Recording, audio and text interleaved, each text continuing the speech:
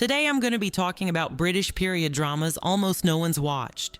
Some adapted from major novelists, some buried by the BBC, and there's one starring Benedict Cumberbatch as one of the most unlikable leads you'll see in a costume drama. Here are some hidden gems you've probably never heard of. A Dinner of Herbs is classic Catherine Cookson. This was a two-part miniseries, and if you've seen any Cookson adaptations, you know what to expect. Love, betrayal, revenge, and lots of rural drama in 19th century North England. The whole story kicks off with three kids who witness a murder, and that one moment just shapes their entire lives. You've got Roddy and Hal, two boys from different backgrounds who end up with the same guardian, and Mary, a local girl who becomes part of their tight little group. As they all get older, the story peels back secrets about that murder, about who's really related to who, and it turns into this years-long feud. There's a reason Cookson's stuff pulled big audiences on late 90s ITV. This was actually the last adaptation of her work before she died in 1998, and it's the perfect send-off, honestly. The production values are high, the whole thing's got serious emotional weight, and it's got that old-school melodramatic sweep. If you're into Cookson or just want an epic story of revenge and lost love, this one delivers. It might feel old-fashioned or too much like a soap, but it's a classic for a reason. To the Ends of the Earth is a three-part BBC miniseries that adapts William Golding's novels. It's set in 1812 on a British ship heading to Australia. Not pirates and sword fights, but the rough side of sea travel. Benedict Cumberbatch stars as Edmund Talbot, this young, privileged guy who's supposed to take up a government post. At first, he's basically one of the most unlikable leads you'll see in a costume drama, but that's kind of the point. The show doesn't hold back on the nastiness. There's seasickness everywhere, barely any privacy, and some of the early scenes are just non-stop vomit and grime. Over time, Talbot starts to grow up. There's a tragic subplot with a bullied parson, some awkward romance at a ship's ball, and a crossing the equator ritual that just gets surreal. The cast is loaded. Jared Harris plays the captain, Sam Neill has a great supporting role, and the production values are super high. Fair warning though, this isn't light entertainment. It's dark, kind of claustrophobic, but it got a lot of praise for being so real about life at sea. The visuals are great, the drama's intense, and Cumberbatch himself described it as a rock and roll 1812 period drama with filth, dirt, love, spiritual awakenings, and massive sweeping changes. This show is a mess, but it's an interesting kind of mess. Like someone tried to do a Victorian period drama, but with an MTV spin. It's set in an English mansion in the 1850s, and it's all about the footmen, maids, butlers, everybody working below stairs. But this isn't Downton Abbey or Upstairs, Downstairs. Servants goes for a wilder, more in-your-face vibe. It's got gossip, fights, scheming, even a bit of petty crime. The BBC hyped the series hard. They really hoped to get a younger crowd into period drama, but it never landed. Ratings dropped every week, and people just didn't know what to make of it. Period drama fans thought it was too cheeky. Younger viewers didn't buy it as edgy or real. The writing got hit for cliches and jarring anachronisms, and by the end, Servants just didn't have much of an audience. BBC quietly canceled it after one season. If you want a reason to watch it now, it's honestly the cast.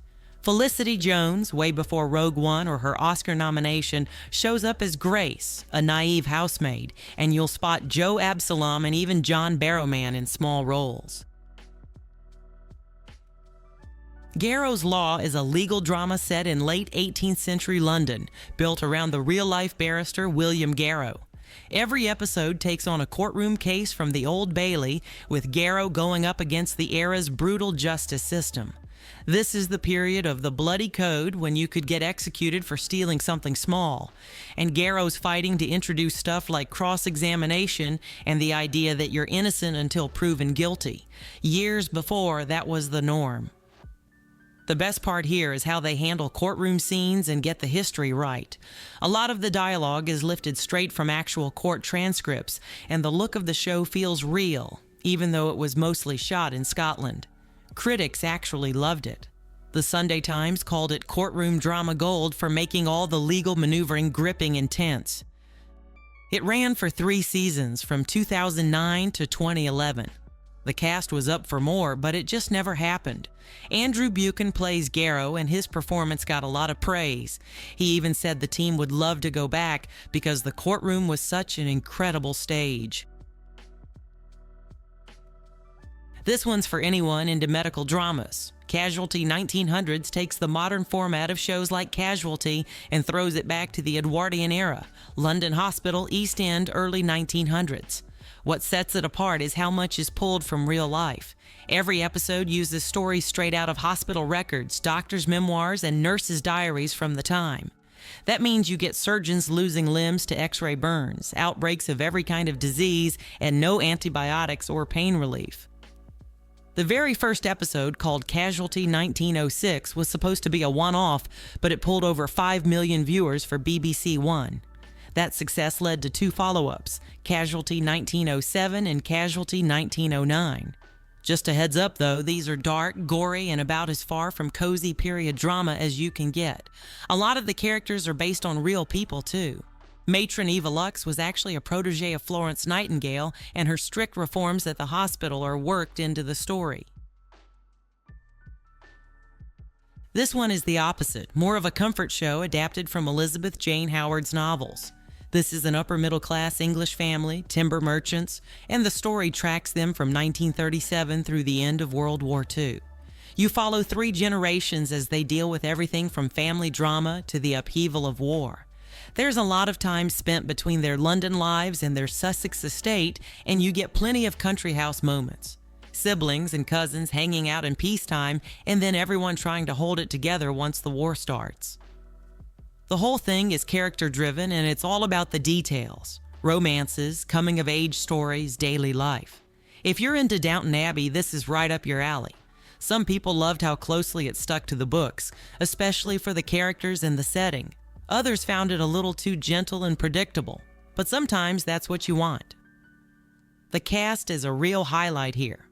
There's Hugh Bonneville long before Downton, Leslie Manville, Anna Chancellor, Joanna Page, and even Emily Blunt in one of her first roles. So even if the story feels familiar, the acting is always solid. This is a 4-part BBC miniseries, and in the US it's called The Last King. Basically, if you're into royal drama, this one checks every box. It covers the entire reign of King Charles II, so you get everything. There's restoration after Cromwell, a country that barely remembers what a monarchy even is, and then all the craziness that follows. Charles II is played by Rufus Sewell, and he just leans into the role. You get the merry monarch, the king who loves his parties, his pleasure, and a whole string of mistresses. But at the same time, he's got real problems to deal with. The Great Plague, the Great Fire of London, religious conflict everywhere, and Parliament making trouble at every turn. The show never shies away from the politics or the personal scandals. The court is full of schemers and political heavyweights like the Duke of Buckingham and Lord Shaftesbury. That's Martin Freeman in one of the most ridiculous wigs you'll ever see. The tone is a mix. Serious historical events on one side, but a lot of the show is Charles bouncing from intrigue to bedroom and back again. If you like The Tudors or Wolf Hall, this is right up your alley, but it's definitely lighter and more fun than Wolf Hall. Casanova is another BBC miniseries. It's a costume drama with a sense of humor and a lot more heart than you expect. It's Russell T. Davies behind it, so it's fast, funny, and totally not what you expect from a costume drama.